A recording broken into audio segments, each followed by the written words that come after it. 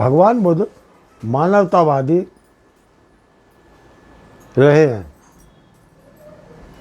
उन्होंने ज्ञान को इस तरह से लिया है कि एक इंसान भी उसको समझे, उसको लक्ष्य बनाए।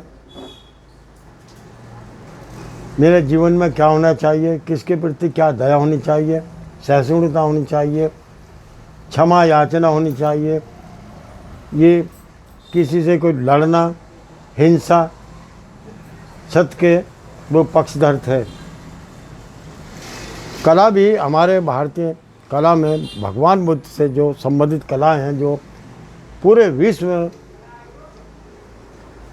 अलग अलग शैलियों में निकली हैं या बनी हैं, उनको सब सजदे करते हैं।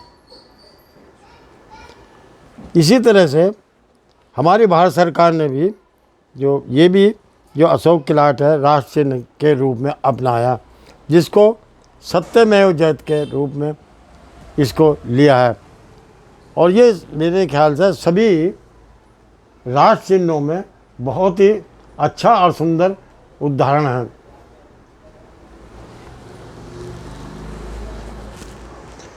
सत्य को पाने के लिए सिद्धार्थ जी ने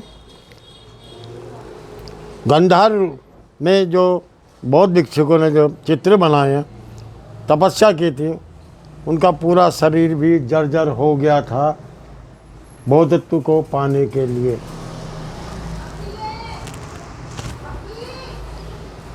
गांधार में दूसरे तरह के भी चित्र मिले हैं, क्योंकि हमारे भारत की बौद्ध कलाएं जो हैं और गांधार के शैलियों में बहुत ज़मीन आसमान का फर्क है।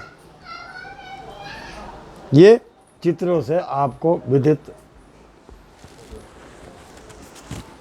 अजंता की गुफाओं में जो छत वगैरह अलंकृत की गई, वहाँ भी साज सज्जा का अलंकृत किया गया, ये एक अद्भुत नमूना है।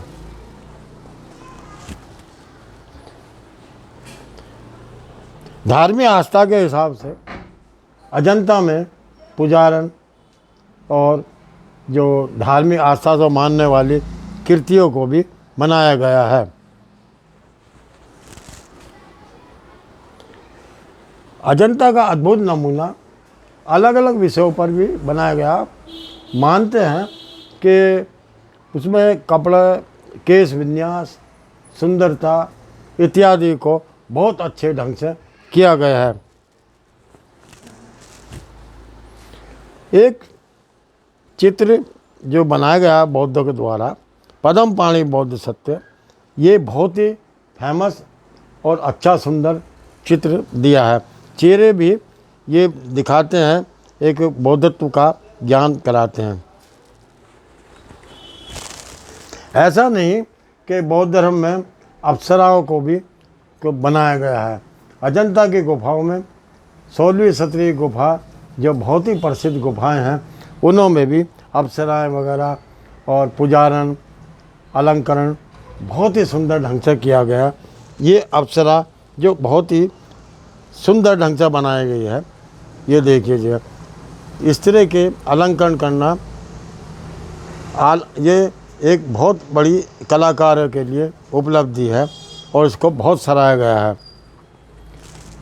एक कलाकृति जो बहुत ही उससे भी और उत्तम कोटि की मानी जाती है, ये भी अजंता गुफा से ली गई है। इसमें यशोधरा और राहुल को लिया गया। भगवान बुद्ध जब भिक्षा मांग रहे थे तो यशोधरा ने कहा, मेरे इस पुत्र के अलावा आपको देने के लिए कुछ नहीं है।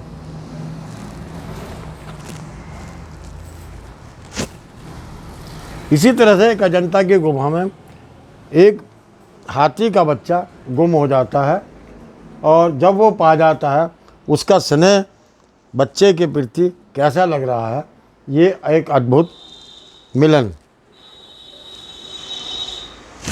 जब इंसान दुखी हो जाता है, भगवान बुद्ध या और भी कोई अन्य मानव ये कहता है कि भाई सर्वनाश।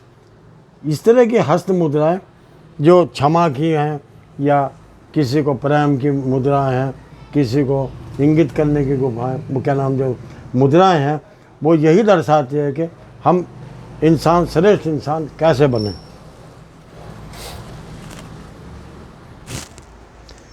बौद्ध कलाकारों ने अजंता में बोधिसत्व को बहुत सुंदर से ढंग से बनाया है।